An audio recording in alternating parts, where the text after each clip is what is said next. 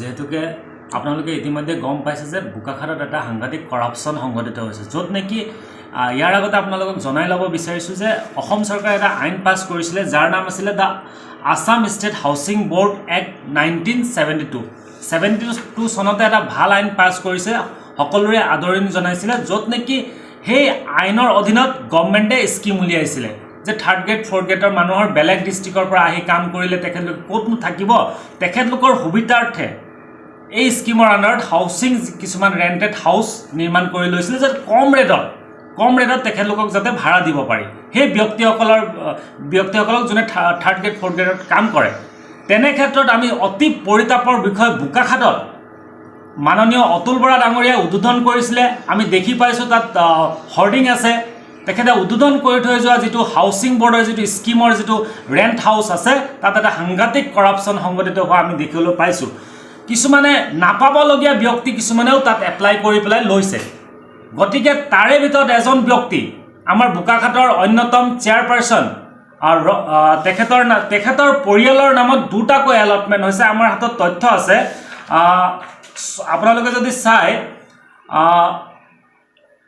ইয়াত যদি আপোনালোকে চাই ইয়াত আপুনি দেখিব 6 নম্বৰত আছে গৌৰাংগ বৰুৱা চন অফ ৰত্নেশ্বৰ বৰুৱা ভিলেজ মৌমাইকী গাঁও, আৰু লগতে আপুনি দেখিব 8 নম্বৰত শ্ৰীমতী হিমশিখা বৰুৱা ৱাইফ অফ ৰত্নেশ্বৰ বৰুৱা।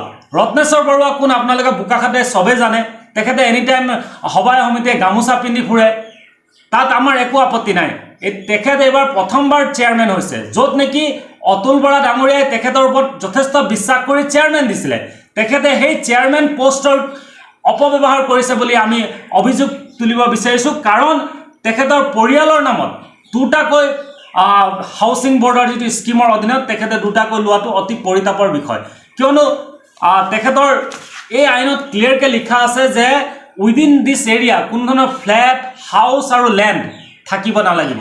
কি তেখেতসকলৰ কোনো ধৰণৰ লেণ্ড হাউচ ফ্লেট নাই নেকি উইদিন এৰিয়া? আপোনালোকে চবেই জানে, বোকাখাতে জানে যে আছেনে নাই।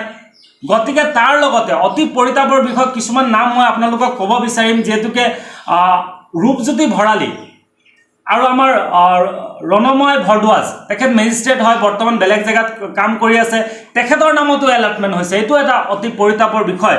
আৰু ৰূপজ্যোতি ভৰালী আমি চবেই চিনি পাওঁ তেখেতৰ ঘৰ চাবজুৰিত, তেখেতৰ ঘৰো নিজাববীয়াকৈ ঘৰ আছে, তো তেখেতে কেনেকৈ পালে? ঠিক আছে, কালি আমি দেখিব পাইছোঁ তেখেতে লৈছে, তাৰপাছত আকৌ বেলেগক ভাড়াত কিয় দিব লগীয়া হ'ল?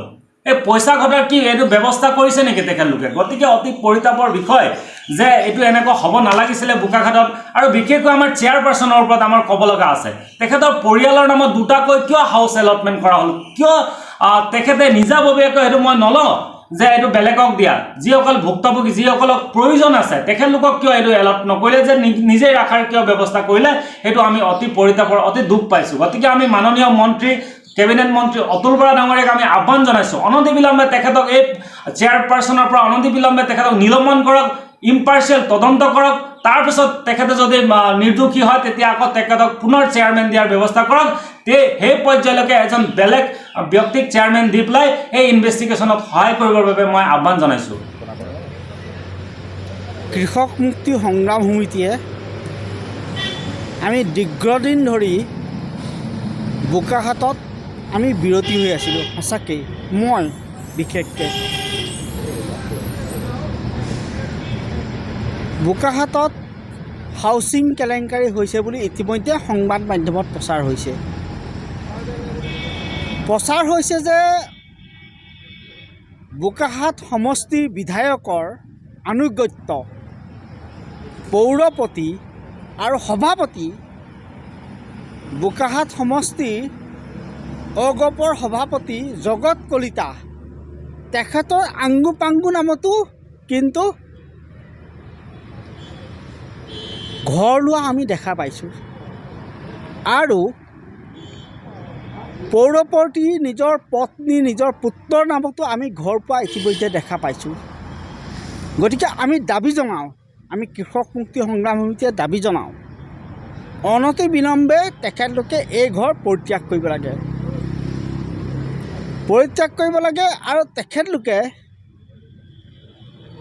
চৰকাৰৰ ওচৰত আমি হিমন্ত বিশ্ব শৰ্মাক ক'ব খোজোঁ, হিমন্ত বিশ্ব শৰ্মা ডাঙৰীয়া, আপুনিতো সদায় স্বচ্ছ কথা কয়, গতিকে এই স্বচ্ছ কথা কয় যে আপোনাৰ কিন্তু লগত থকা পাৰ্টীয়ে, আপোনাৰ লগত থকা পাৰ্টীৰ মন্ত্ৰীৰ ঘনিষ্ঠই আজি দুখীয়াৰ নামত অহা ঘৰবিলাক কিন্তু লৈ লৈছে।